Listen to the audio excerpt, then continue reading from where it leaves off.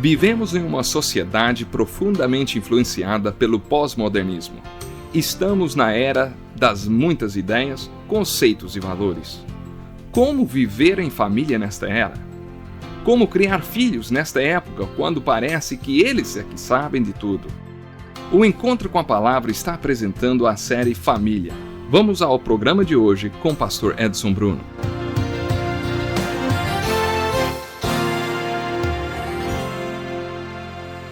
É muito maravilhoso podermos estar juntos mais uma vez através do Encontro com a Palavra.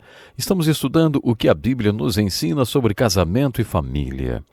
Já sabemos que a comunicação é a ferramenta que nos possibilita manter a unidade no casamento, um relacionamento criado por Deus.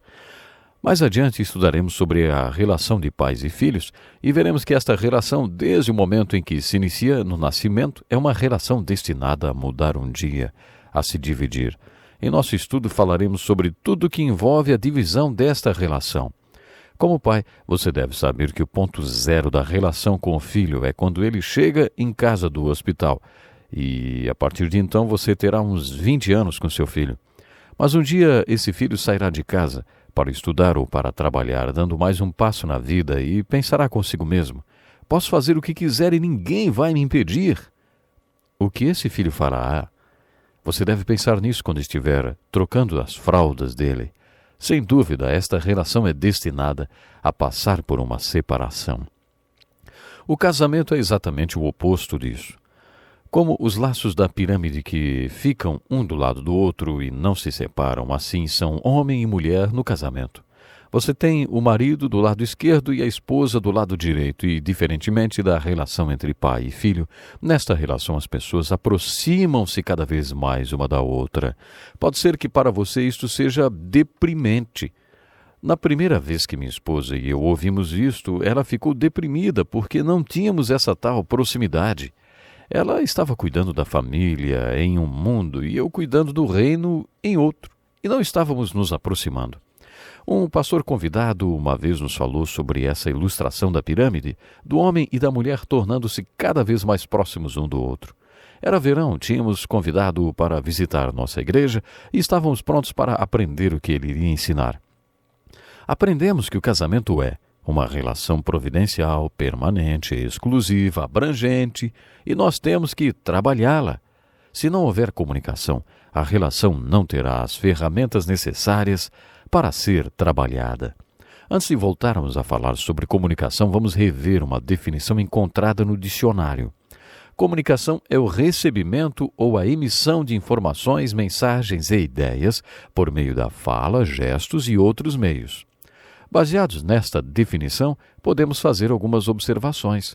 A comunicação possui sempre duas dimensões: recepção e emissão. Isso quer dizer que há duas dimensões para a comunicação de problemas. O problema pode estar com o emissor ou com o receptor. São dois os problemas de comunicação. Um deles é o silêncio. Não há mais comunicação entre nós. É isto que ouço nos 5 primeiros minutos de aconselhamento matrimonial. Com isso, o homem e a mulher estão dizendo que não se conversam. Geralmente o silêncio significa um problema de comunicação, mas nem sempre. As pessoas são diferentes. Eu falo compulsivamente e não me sinto confortável com o silêncio. Não aguento quando estou recepcionando um visitante e cai um silêncio. Começo a falar como um idiota, tentando manter a conversa. Admiro aquelas pessoas que falam pouco, que não têm esta necessidade de falar. Eu sou o contrário e me sinto desconfortável com o silêncio. Tenho um amigo que é desse tipo quieto, que fala muito pouco. Um dia estávamos viajando juntos. Eu, como sempre, não parava de falar e perguntei a ele: "Você não é de falar muito, não?" Ele respondeu: "Sabe, as águas profundas são calmas e silenciosas, mas as rasas, inquietas e barulhentas." Eu poderia achar que ele foi muito rude comigo, mas eu captei a mensagem. Se você é casado com uma pessoa desse tipo quieto, necessariamente não quer dizer que haja um problema de comunicação entre vocês.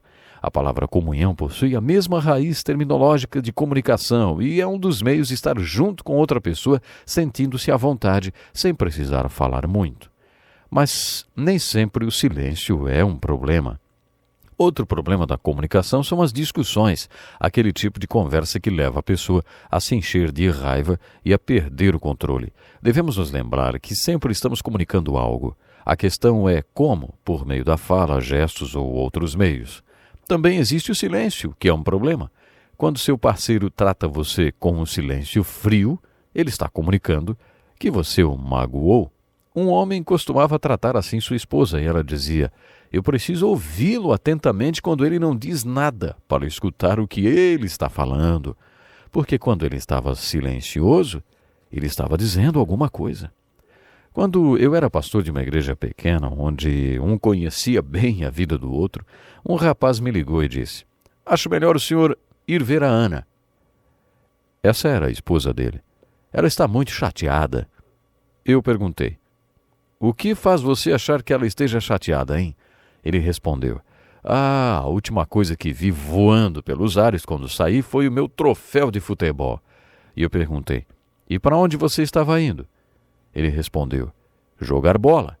Eu perguntei: e você acha que ela quis mandar alguma mensagem para você jogando seu troféu de futebol?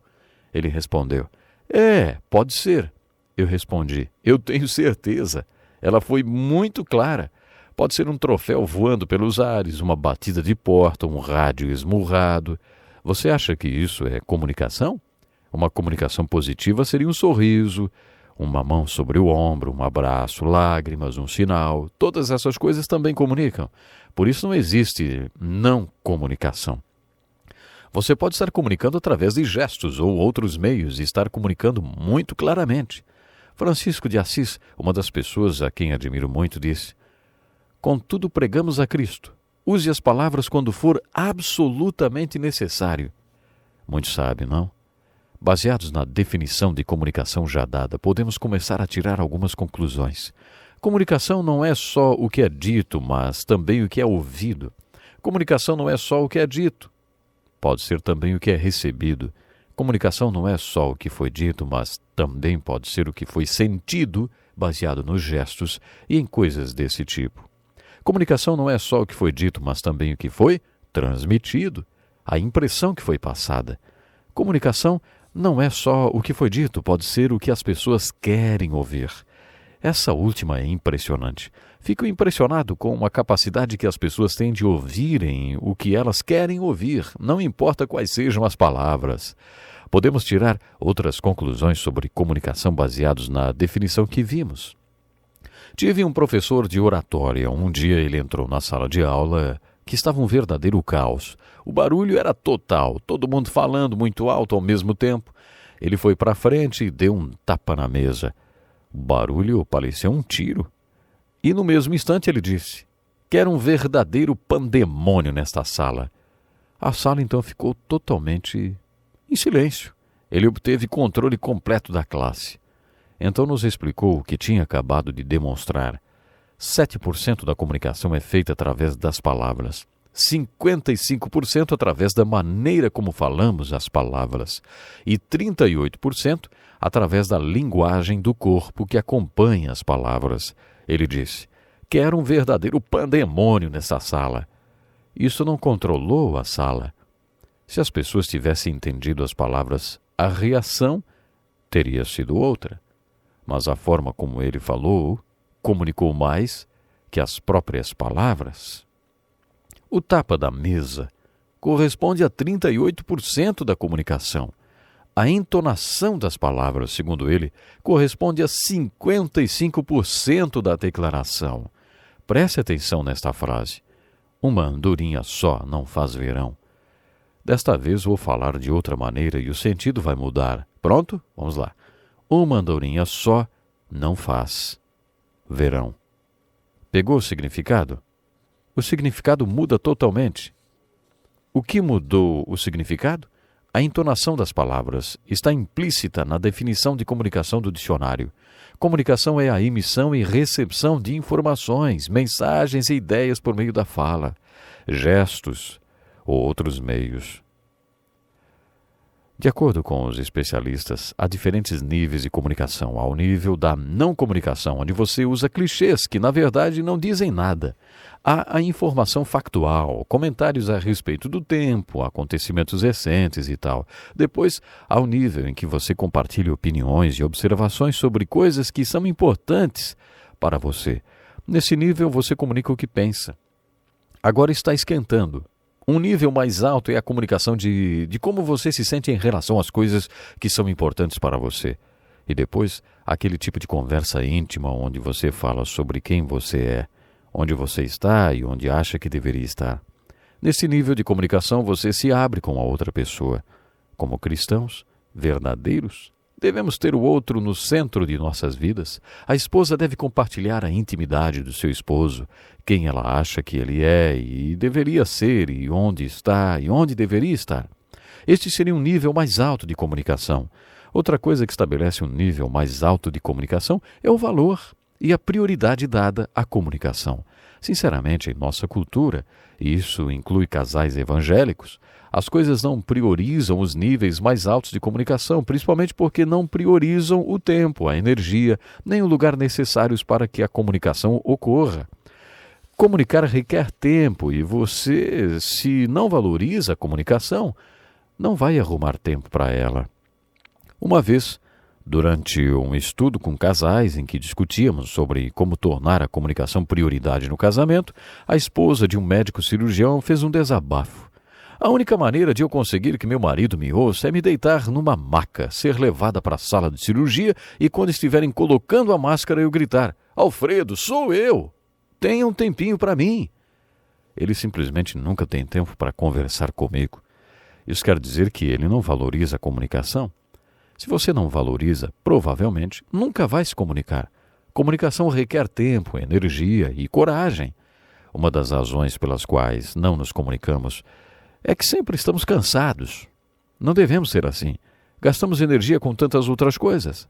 A partir das 6h30 ou 7 horas da manhã, começamos a gastar energia com coisas muito importantes para nós, que valorizamos. Mas quando chegamos em casa e podemos nos comunicar, não valorizamos a comunicação suficiente para despender tempo ou energia nessa comunicação. Paul Tarnier, em seu livro Como Entender um ao Outro, afirmou no primeiro capítulo que, para entender um ao outro, precisamos nos comunicar. No segundo capítulo ele disse, para nos comunicarmos, precisamos de coragem. Realmente é necessário coragem para comunicar se você pretende ter uma comunicação verdadeira, profunda e de alto nível com seu parceiro. Acho que podíamos fazer a seguinte observação: devemos valorizar a comunicação o suficiente para arrumar tempo para ela. Mas estamos terminando por hoje. Não perca o nosso próximo programa. Até lá. Louvamos a Deus pela vida do Dr. Dick Woodward e Pastor Edson Bruno. Escreva para o Encontro com a Palavra, Caixa Postal 2011, CEP 89-201-970, Joinville, Santa Catarina. Ou encontrocomapalavra@desfrutedeus.com. Até o nosso próximo programa. Que Deus lhe abençoe.